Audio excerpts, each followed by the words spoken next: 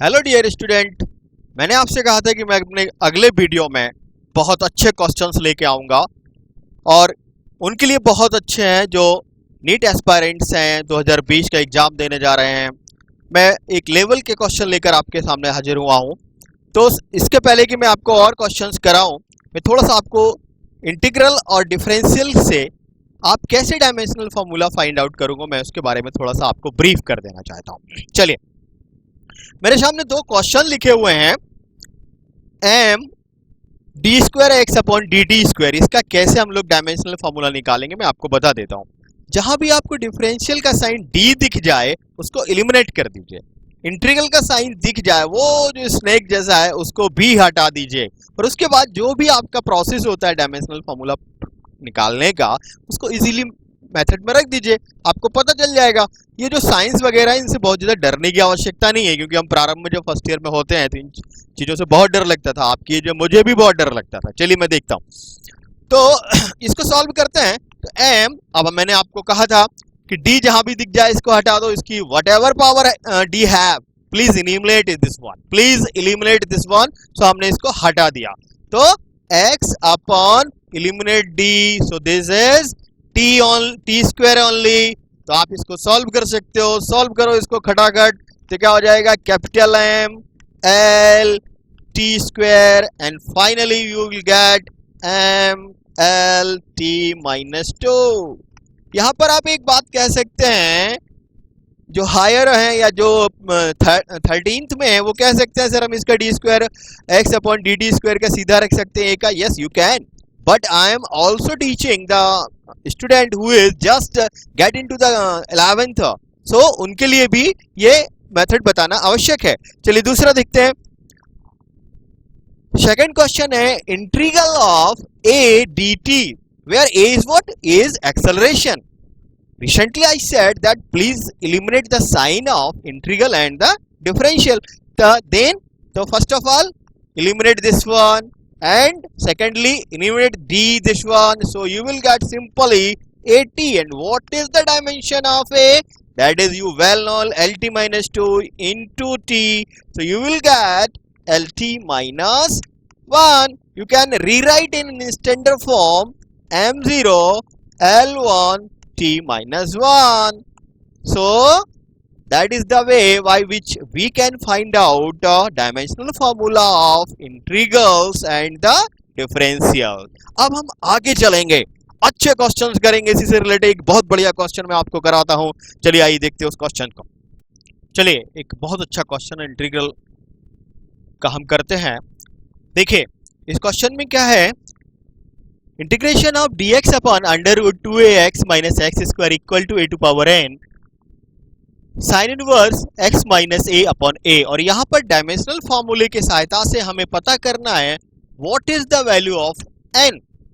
यहाँ पर अगर हमको कुछ भी ना बताया जाए, जो भी नोटेशंस आपको दिए गए हैं, अगर हमको कुछ भी ना बताया जाए, तब भी हम n का वैल्यू निकाल सकते हैं। चलिए कैसे देखते हैं, चलिए करते हैं। मैंने आपको अभी अभी बताया कि इंटीग्रल और डिफरेंशियल्स के जो साइन होते हैं वो हम हटा देते हैं। डी फॉर होता है डिफरेंस। बेटा इस चीज को समझिए, अगर आप वेलोसिटी में से वेलोसिटी घटाएंगे, आएगा क्या, वेलोसिटी आएगा ना। और ऐसे ही अगर मीटर में से मीटर घटाओगे, मान ली 10 मीटर में से आपने 6 मीटर घटाया, तो डिफरेंस कितना आएगा, 4 मीटर। अब इसमें आपको मॉडुलस से कोई लेना देना नहीं है, लेना देना किससे है, डायमेंशन से। तो 4 मीटर भी आ गया, लेकिन उसका डायमेंशन कितना आएगा, एल आएगा। ये ध्यान रखना, जब भी डिफरेंस लेते हैं किन्हीं भी तो क्वांटिटीज का, अगर हम एक्सेलरेशन का डिफरेंस ले रहे हैं तो एक्सेलरेशन का डायमेंशन आएगा, यदि हम लेंथ का डिफरेंस ले रहे हैं तो लेंथ का डायमेंशन आएगा, फाइनल जो आएगा। और अगर हम किसी भी सेम फिजिकल क्वांटिटी का अगर हम डिफरेंस ले रहे हैं तो वही डायमेंशन रखेंगे जो ओरिजिनल फिजिकल क्वांटिटी का होता है। चलिए, तो डिफरेंस वाला हमने हटा दिया, इंटीग्रल वाला भी हटा दिया। अब इस स्टेप को आप समझिए, इसमें थोड़ा सा ध्यान लगा के समझिए। हम ये कह रहे हैं कि 2ax माइनस एक्स स्क्वायर। अब आप जाइए, मैंने आपको बताया था फिजिक्स जातिवादी होती है, मतलब जो दो टर्म किसी भी फिजिकल इक्वेशन में घटाए जाते हैं उनका डायमेंशन क्या होता है, सेम होता है। ठीक है ना। अब इस रूल को अप्लाई करते हैं। यहां पर क्या हो रहा है, डिफरेंस आ रहा है, जब डिफरेंस आ रहा है, ये एक्स स्क्वायर है, ये 2ax है, तो 100% जो इसका डायमेंशन है वही 2ax का होगा। तो हमने क्या मान लिया कि ये जो एक्स स्क्वायर है ये भी एक्स स्क्वायर ही होगा। कैसे होगा? चलिए, हमने मान लिया कि a का वैल्यू 2 है। जब a का वैल्यू अगर 2 है तो कितना हो जाएगा? 4x स्क्वायर हो जाएगा, और इसमें से एक्स स्क्वायर चला जाएगा तो कितना आ जाएगा? 3x square. मेरा कहने का मतलब है कि अगर a का कोई भी वैल्यू है लेकिन लास्ट में तो एक्स स्क्वायर ही आना है, तो वो क्या आ गया? एक्स स्क्वायर आ गया। इसका अंडर रूट लेंगे तो क्या आएगा? x आएगा। और क्या होगा? x से x कट जाएगा, आपका x से x कट जाएगा, और x से x कितने बार कटेगा? 1 टाइम कटेगा। कितनी बार कटेगा? 1 बार कटेगा। चलिए अब दूसरी तरफ देखते हैं। a to the power n sine inverse x to power minus a upon a। अगर ये इक्वेशन सही है तो दोनों तरफ का डायमेंशन कैसा आना चाहिए? सेम आना चाहिए। क्यों आना चाहिए? ये फिजिक्स के राशियों की आदत होती है कि वो अपने बराबर से उसी को बिठाते हैं जो उसकी कास्ट का होता है, यानी कि जो उसकी डायमेंशन का होता है उसी को ये बराबर मिलाने देते हैं। तो इसका मतलब क्या है कि जो इस तरफ का डायमेंशन है वो इस तरफ का भी डायमेंशन आना चाहिए। दोनों का डायमेंशन हम इक्वेट कर देंगे, उसके बाद क्या निकालेंगे?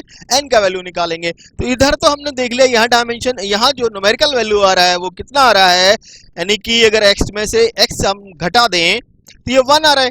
x अपॉन x करने से हमें क्या आ रहा है? ये 1 आ रहा है।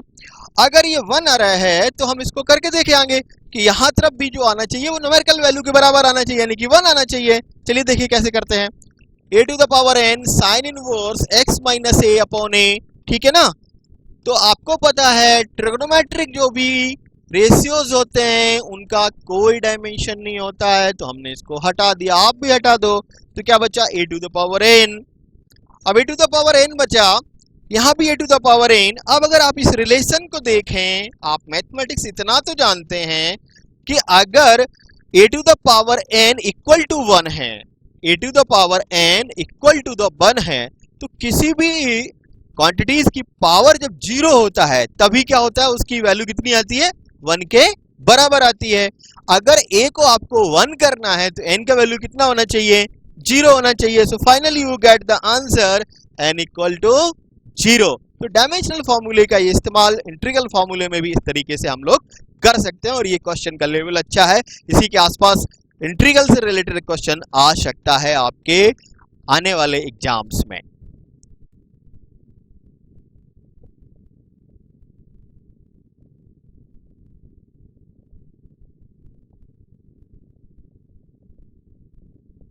चलिए डियर स्टूडेंट, डायमेंशनल का एक और अच्छा क्वेश्चन हम करते हैं। सो क्वेश्चन इज दैट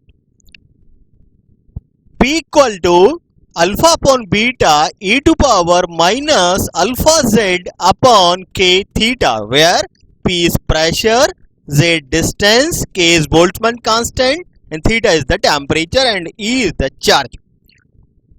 यहाँ पर जो मैंने मेंशन करके रखा है ये आपको मेंशन करके दिया नहीं जाएगा, you have to learn it, okay. और लर्न अगर नहीं करना है तो फिर आपको जो फॉर्मूलेज हैं उनको आपको याद रखना पड़ेगा, उनकी हेल्प से आप तुरंत उसको निकाल सकते हैं। But better way is to memorize these formula, these dimensional formula.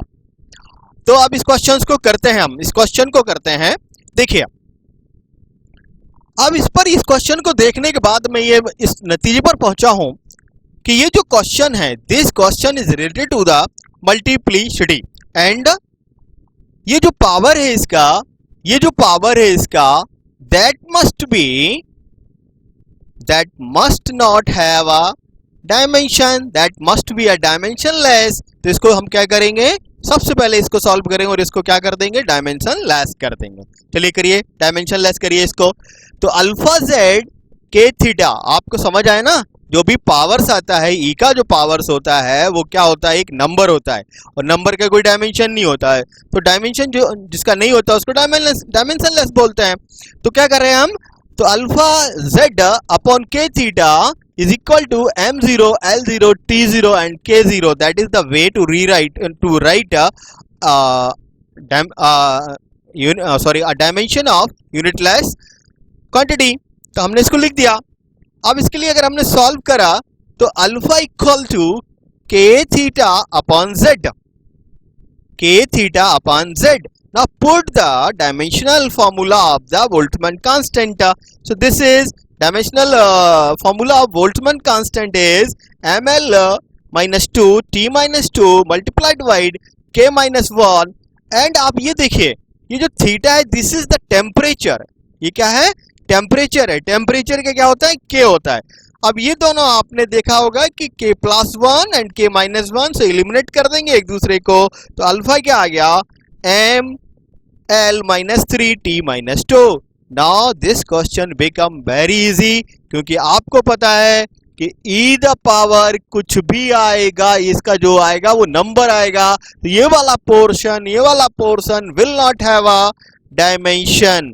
तो अब ये डायमेंशन नहीं होगा तो इसको आप एलिमिनेट करिए।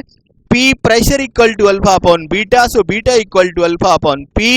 You have already find out the dimension of the alpha, so now put the value of alpha and the value of pressure, so you will get the dimension of beta. So this is what we can solve the tough question related to the dimensional analysis.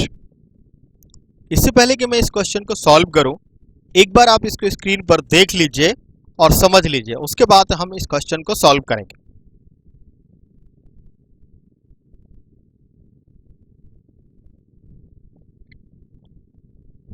आपने pause करके question को देख लिया होगा। तो इस question में जो हमें फाइंड आउट करना है वो m का डायमेंशन पता करना है। कब पता करना है? A force F, length L and T are taken, T time है, are taken as fundamental unit, then the dimension of m will be. और इस क्वेश्चन को हम किससे करेंगे? ये वो जो हमने आपको याद करो क्या करते थे, जो बहुत सारी dependency of a physical quantity होता था उसको उस तरफ रख देते थे, फिर मैं उसमें pH करता था, उसमें xy करता था। तो यहाँ पर भी हम इस तरीके से इस क्वेश्चन को करेंगे। ये क्वेश्चन आप समझ गए होंगे पढ़ने के बाद कि ये क्वेश्चन उस यूज से रिलेटेड है जिसमें हमें डिपेंडेंसी, जो मल्टीपल डिपेंडेंसी होती है उसके आधार पर हमें एक फिजिकल क्वांटिटी के लिए डायमेंशनल फॉर्मूला निकालना होता है। इसमें थोड़ा सा ये है कि इन्होंने जो फंडामेंटल हैं वो दूसरे कर दिए। उन्होंने फंडामेंटल क्या कर दिया? F कर दिया, L कर दिया और T कर दिया। इसमें कुछ भी डरने की आवश्यकता नहीं है। जो आपने पहले पढ़ रखा है उसको दोबारा से पढ़िए और उसी के साथ चलिए। मैंने आपसे क्या कहा था कि जिस भी फिजिकल क्वांटिटी के लिए आपको डायमेंशनल फॉर्मूला रिलेशन जनरेट करना है उसको कहाँ रखते हैं? बाईं तरफ। किसके लिए निकालना है? इसमें m के लिए निकालना है। तो m को कहाँ ले जाएंगे? बाईं तरफ ले आइए, बाईं तरफ। अब जो जिन पर ये m डिपेंड कर रहा है इस क्वेश्चन में उन सबको मल्टीपल कर दीजिए। कर दिया आपने, दिया गया। और फिर मैंने क्या बताया था? आर्बिट्रेरी पावर ले लेते हैं। आर्बिट्रेरी पावर ले लिया। अभी ये क्या आ रहा था? प्रोपोर्शनल आ रहा था। आपको सबको पता है कि जैसे ये प्रोपोर्शनल हटेगा क्या आएगा? एक कांस्टेंट आएगा, but that constant must be dimensionless. So ये क्या है? डायमेंशनलेस है। अब क्या हो गया?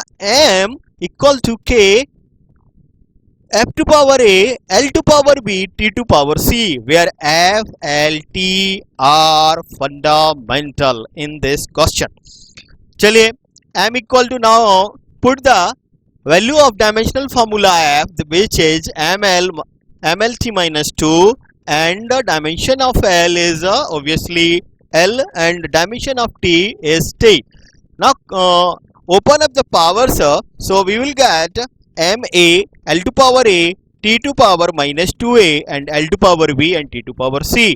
Now collect all the power of same fundamentals. So what are the total powers of m on the right hand? That is a, and here power of l, l to power a, and it is again l to power b. You can see here l to power a into l to power b. You know very well in the multiplication powers हम add करते हैं तो powers को add कर दिया. सो this is l to power a plus b and t to power minus 2a and plus c.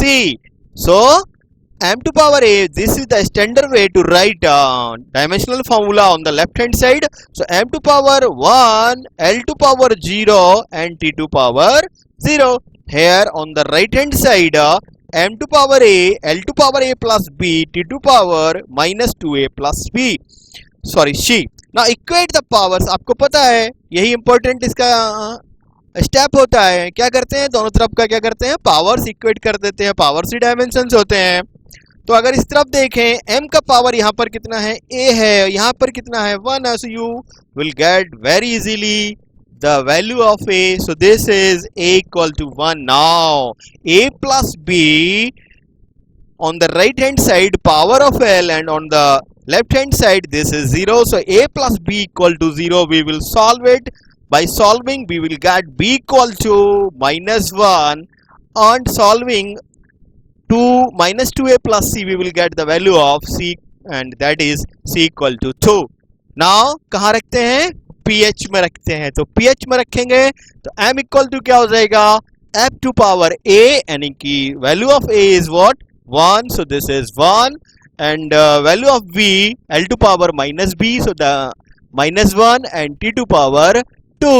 so this is what इस type के questions पूछे जाते हैं।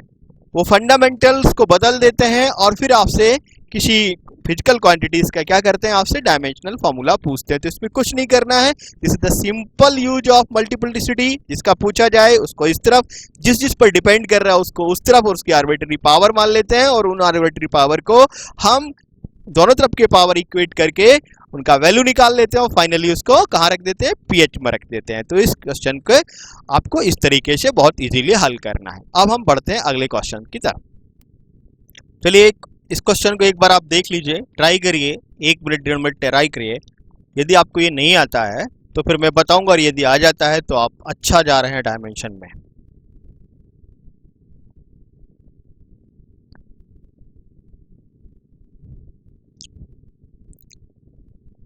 पॉज करके आप इस क्वेश्चन को देख लिया होगा आपने। ये क्वेश्चन को मैं करता हूं आपके सामने, इस क्वेश्चन में क्या कह रहा है उसको समझते हैं, फिर इसको हल करने का प्रयास करते हैं। If dimension of A and B are different, जो भी कॉम्पिटिटिव एग्जाम देने जा रहे हैं वो सबसे पहला काम ये करा करें कि जो भी चीज इंपॉर्टेंट है क्वेश्चंस के एस्पेक्ट में, जैसे इसने कहा डिफरेंट, डायमेंशंस क्या है डिफरेंट, तो उसको तुरंत आंसर किल करें। Different then which operation of operations is valid, वो ये पूछना चाहता है कि इनमें से कौन सा operation, physical operation dimensional aspect में वैलिड है। चलिए हम शुरुआत करते हैं। हम अगर इसको देखें कि आपको पता है कि डायमेंशंस अगर डिफरेंट हैं तो they can't be add and subtract, तो यानी कि ये दो गलत हो गए। तीसरा और चौथा यानी कि third one and fourth one is wrong on the basis of the addition and the subtraction of same dimension physical quantity. Now अपन आते हैं इन दो पर, इन दोनों में ही मल्टीप्लिसिटी है, लेकिन आप देखिए जरा जो E to power A upon B है, किसी का भी पावर क्या आना चाहिए, पावर जो है डायमेंशन लेस आना चाहिए, और ये क्या है डिफरेंट है। जब ये डिफरेंट है तो इसका पावर डायमेंशन लेस नहीं आएगा। जब ये डायमेंशन लेस नहीं आएगा तो ये कैसा होने जा रहा है, इनकरेक्ट होने जा रहा है। तो ये भी क्या हो गया, इनकरेक्ट। तो कौन सा ऑपरेशन इसमें हो सकता है, अगर डिफरेंट डायमेंशन है फिजिकल क्वांटिटीज के तो उनमें हम लोग मल्टीपल उनका कर सकते हैं। अब आप कहेंगे ये तो भाग है, आप इसको देख लीजिए क्या होगा, a इंटू 1 अपॉन बी। सो जो आप डिवाइडेशन है in the form of the multiplication. मैं एक बार फिर से आपको बता दूं कि a प्लस बी और a माइनस बी इस वजह से नहीं हो सकते क्योंकि इनकी डायमेंशन क्या है, डिफरेंट है। मैंने आपको बताया था फिजिक्स की जो राशियां होती हैं बेहद जातिवादी होती हैं, वो एक ही जाति के साथ घटाई जा सकती हैं और जोड़ी जा सकती हैं, यानी कि एक ही डायमेंशंस की जो फिजिकल क्वांटिटीज हैं उनके बीच में ही प्लस माइनस आएगा। ये क्यों इलिमिनेट हो रहा है, ये इस वजह से इलिमिनेट हो रहा है कि जो ई है वो एक नंबर होता है, उसकी पावर क्या आता है, जो पावर आता है वो भी क्या आना चाहिए, एक नंबर आना चाहिए। लेकिन यहाँ पर क्या हो रहा है, डिफरेंट आपकी जो डायमेंशंस आ रही हैं, इस वजह से ये इसको भी इलिमिनेट हम कर देंगे। लास्ट में जो आ रहा है वो आपको मल्टीप्लिसिटी का आपको ये मौका है कि आप दो डायमेंशंस का जो ऐसी फिजिकल क्वांटिटीज का मल्टीप्लिकेशन कर सकते हैं जिनका डायमेंशन डिफरेंट हो, और ये किस फॉर्म में दिया हुआ है, डिवाइडेशन के फॉर्म में दिया है। So a into B, so this is the correct answer of this question. चलिए आज का ये लास्ट क्वेश्चन है जो मैं आपको बताऊंगा, इसके बाद मैं आपको असाइनमेंट दूंगा। ये क्वेश्चन नीट 2017 में आया था। एक बार इसको देख लीजिए, पॉज करके इसको समझ लीजिए, लगाने का प्रयास करिए, 1 से 1.5 मिनट में इसको हल करने का प्रयास करिए, उसके बाद मैं इसको सॉल्व करता हूं।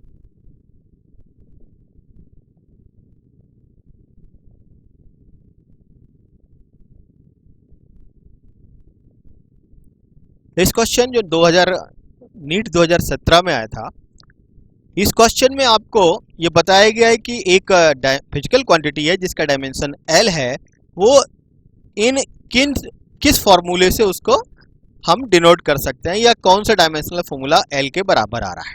इसमें 4 ऑप्शन हमको दिए हुए हैं। पहला तो तरीका जो बिगिनर्स हैं उनके लिए तो सबसे बेस्ट तरीका ये है कि G का और जो 1/4πε का है जो डायमेंशनल फॉर्मूला, वो सीधा सीधा रखिए और उन सबको सॉल्व करिए। सी का डायमेंशनल फॉर्मूला रखिए, इन सबको सॉल्व करिए, और जब जिस फॉर्मूले से या जिस ऑप्शन में L आ जाए, सॉल्व करने पर जो डायमेंशन है वो L आ जाए, वही उसका आंसर होगा। लेकिन कॉम्पिटिटिव एग्जाम में आपके पास इतना समय नहीं होता है कि हम एक एक का निकालें और उसके बाद हम उसको कर पाएं, क्योंकि इसमें 3 से 4 मिनट हमारा खर्चा हो जाएगा। तो हम क्या करेंगे, इसका ट्रिक देखते हैं कैसे इसको हम करते हैं। चलिए, हम G और एप्सिलॉन नॉट का डायमेंशन नहीं रखना चाहते तो क्या करेंगे। आपको पता है कि जो F इक्वल टू होता है वो G m1 m2 upon r square. आप डायमेंशन में डील कर रहे हैं तो m1 m2 का कोई मतलब नहीं, डायमेंशन क्या आएगा, m आएगा। तो आपको पता चल गया कि जो G बराबर आएगा FR square upon m square. ये आपने क्विकली पता कर लिया। अब बात करते हैं कूलम्ब्स लॉ से। ऐसे हम निकाल लेंगे कि 1/4πε नॉट इंटू ई स्क्वायर, ये भी क्या आ जाएगा, FR स्क्वायर के बराबर आ जाएगा। 2 चीजें हमने पता कर ली और खूबसूरती से G और हमने 1/4πε नॉट को एलिमिनेट कर दिया। अब हम इस तरीके के क्वेश्चन में एलिमिनेट मेथड पे जाते हैं। सबसे पहले हम पहला ऑप्शन देखते हैं कि इसमें शी स्क्वायर आ रहा है। शी क्या है, वेलोसिटी ऑफ लाइट, यानी कि L स्क्वायर t-2। यहाँ पर L स्क्वायर t-2 आ रहा है और G बराबर क्या आएगा, FR स्क्वायर। ये पूरा क्या है, FR स्क्वायर। तो अगर आप देखें तो सारे मल्टीपल हो रहे हैं, कुछ भी नहीं कटेगा, तो ये ऑप्शन तो नहीं हो सकता। अब आप अगले में चलिए, दूसरे में अगर हम चलते हैं तो 1/c square E square upon 1/4πε0 का हमने क्या निकाला है, F इंटू आर स्क्वायर। ये भी क्या निकाला है, F into R square. FR square cut जाएगा, लेकिन क्या आ जाएगा, आपका M आ जाएगा। ये वाला M इसमें आ जाएगा। और अगर M आ जाएगा तो हमें बराबर किसके करना है, L के बराबर करना है। तो इस तरीके से ये भी ऑप्शन हमारा नहीं होगा, हम तीसरे पर जंप करेंगे। अब इसको देख लीजिए, 1/c यानी कि LT-1, और ये क्या है, G इक्वल टू क्या है, FR square over M square. ये भी क्या है, FR square over M square. इतनी देर में आप समझ गए होंगे कि इसमें भी नहीं कटेगा। अब लास्ट ऑप्शन बचता है आपका fourth. This is the most probable answer of this question. So put down the values. जब हम इसमें वैल्यू पुट करेंगे तो आप इसको देख रहे हो कि मैंने क्या कर रखा है, 1/c स्क्वायर, और जो आपका G का वैल्यू है वो क्या है, F into R square upon M square, और 1/4πε0 E square into E square का जो वैल्यू आ रहा है वो कितना आ रहा है, this is also FR square. So ये दोनों का अगर हम मल्टीप्लाई करेंगे और इसका अंडर रूट लेंगे, इसकी पावर क्या अंडर रूट है, तो क्या आ जाएगा, F into R square upon M। और C का वैल्यू, C का जो डायमेंशन होता है वो क्या होता है, L स्क्वायर t-2, और F का क्या होता है, ML t-2, और आप अगर देखें तो आर स्क्वायर का क्या होता है, L2। अब देखिए आप यहाँ से M से M कट गया, L2 से L2 कट गया, और t-2 से t-2 कट गया, तो ये L बच गया, और यहाँ पर क्या आ गया, आंसर L आ गया। तो इस तरीके के क्वेश्चन का जो आंसर है वो हमको एलिमिनेट मेथड से करना है। उन बच्चों के लिए जो कई साल की मेहनत कर चुके हैं या 2 साल की मेहनत कर चुके हैं, सॉरी फर्स्ट ईयर और इंटर की मेहनत कर चुके हैं, और उनके पास कॉम्पिटिटिव एग्जाम में टाइम नहीं होता, तो इस तरीके का ये शॉर्ट इसका ट्रिक है। आज का जो मेरा वीडियो था उसमें जितने क्वेश्चंस मुझे बताने थे, टाइप्स ऑफ क्वेश्चन मैंने बहुत सारे कवर नहीं किए हैं, जिससे कि आपको एग्जाम देखते वक्त कोई परेशानी ना आए। अब मैं आपको एक असाइनमेंट देने जा रहा हूँ, उसको आप करिए। सैटरडे को ये असाइनमेंट आपको दे रहा हूँ, संडे में बैठ के आराम से करिए।